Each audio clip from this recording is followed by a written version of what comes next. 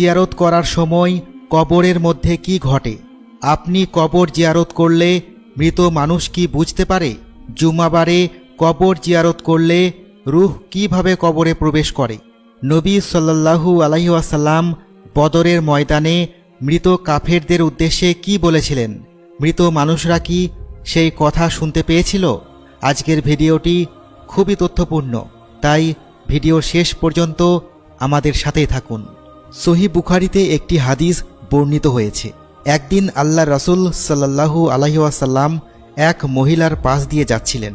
তিনি দেখতে পেলেন সেই মহিলা কবরের পাশে বসে উচ্চ স্বরে বিলাপ করে ক্রন্দন করছিল। নবী সাল্লাল্লাহু আলাইহি ওয়াসাল্লাম তাকে বললেন, তুমি আল্লাহকে ভয় করো এবং ধৈর্য ধারণ করো।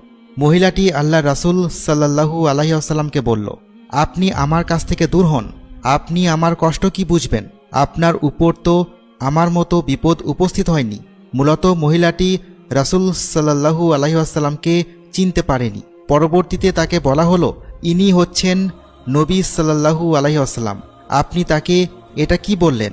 এরপর সেই মহিলা নবী করিম সাল্লাল্লাহু আলাইহি ওয়াসাল্লামের দরবারে এসে উপস্থিত হলেন। রাসূল সাল্লাল্লাহু আলাইহি ওয়াসাল্লামের কাছে তখন কোনো প্রহরী ছিল না। সেই মহিলা অনুতপ্ত কণ্ঠে বললেন, হে আল্লাহ রাসূল, আমি আপনাকে চিনতে পারিনি। আল্লাহ রাসূল সাল্লাল্লাহু আলাইহি ওয়াসাল্লাম বললেন, ধৈর্য বিপদের প্রাথমিক অবস্থাতেই ধারণ করতে হয়।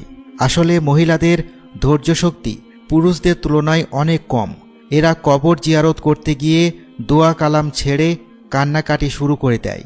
এজন্য মহিলাদেরকে কবর জিয়ারত করতে না যাওয়ার উপদেশ দেওয়া হয়েছে।